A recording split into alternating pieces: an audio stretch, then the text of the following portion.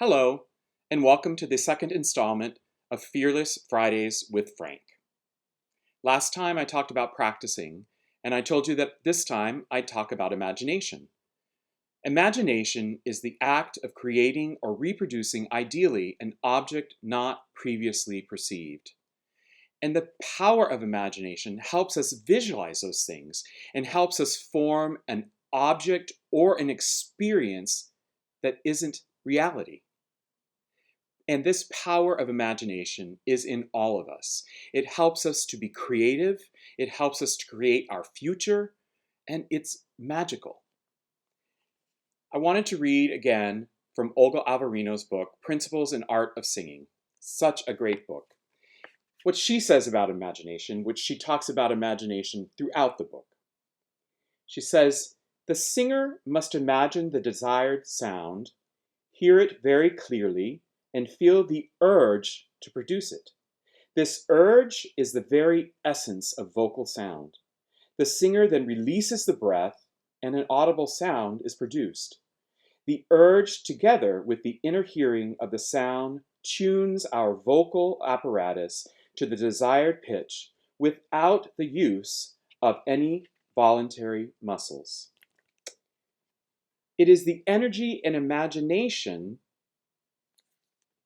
that produce the song, but posture, breath, and speech align the instrument. They can help or hinder the singer. The singer who coordinates these elements well and whose imagination works freely is indeed well trained. So of course, that's the goal for all of us. But sometimes I think we forget about how important imagination is. Again, she says, the singer must hear the song in imagination as if it were being performed by an ideal artist. For sonority, text, speech, musical structure, from the first note of the accompaniment to the last, all the poetic and musical meaning. It is a difficult task, but it is worthwhile to have it as a goal. One thing is clear, such work takes time, which I talked about last time. It is simply impossible to do quickly. Some people learn and memorize very easily, but that is the process of active thought. I'm speaking of the process of imagination, which silences thought. When the imagination is engaged, the song unfolds itself with no mental effort and almost sings itself. The sensation is of release and of wonderful freedom. The next section, I think, is so vital.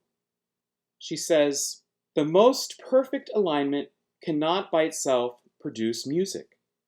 In order to produce a song, the singer must have it clearly in the mind. Pitch, rhythm, musical form, and the emotional context of the words. The performer is the imagination. I love that statement. The performer is the imagination.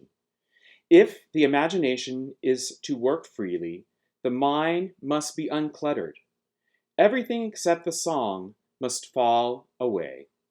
One time, when I was pursuing my doctorate, I was in a lesson with Esther Jane Hardenberg, and she said to me, before you sing, hear what you want that to sound like. And once you have that in your mind, open your mouth and make that sound. It was a concept I'd not really thought of before. And so I really thought carefully what I wanted that sound to be. And I opened my mouth. And you know what? It might not have been exactly what I wanted it to be, but it was a lot closer.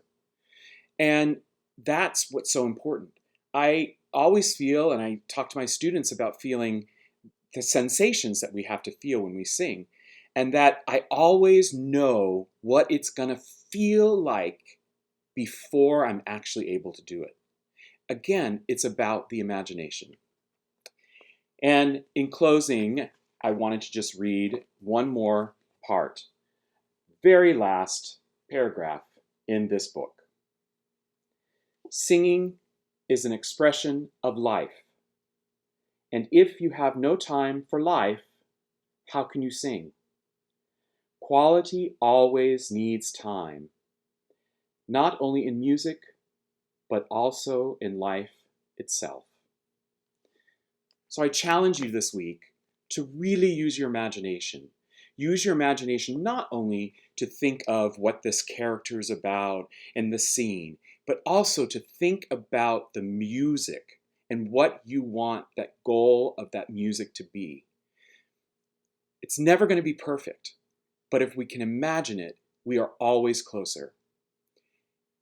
The last thing is that imagination creates hope. And I think that's what we really need right now. Thank you very much, and happy singing.